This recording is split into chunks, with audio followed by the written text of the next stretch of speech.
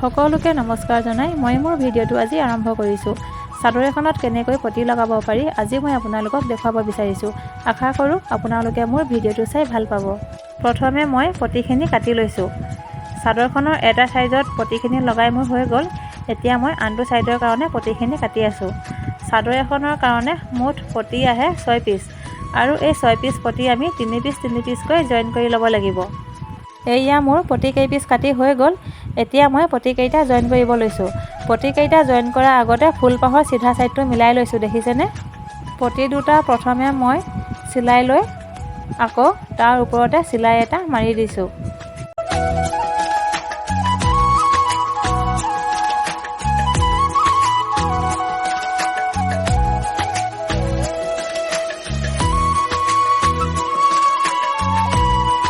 এনেকৈয়ে মই চাদৰখনৰ পতি তিনিটা জইন কৰি ল'লোঁ। এতিয়া পতিটো চাদৰখনত লগোৱাৰ আগতে পতিটোৰ মূৰটো অকণমান মুটুকাই ল'লোঁ আৰু এই চাইডেও অকণমান মুটুকাই লৈ চাদৰখনত চিলাই দিছোঁ। এতিয়া মই পতিটো চাদৰখনত কেনেকৈ চিলাম আপোনালোকে ভিডিঅ'টো চাই থাকিব দেই।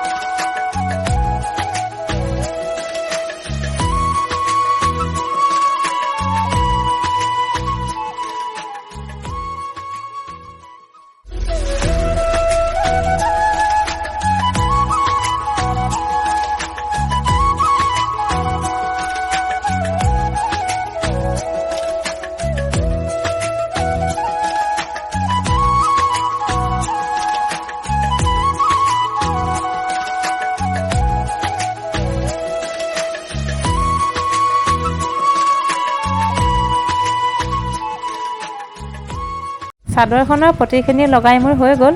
আজিৰ ভিডিঅ'টো চাই কেনেকুৱা পালে কমেণ্ট কৰি জনাব দেই। আজিৰ ভিডিঅ'টো মই ইমানতেই সামৰিছোঁ। আজিলৈ আহিছোঁ, বাই বাই।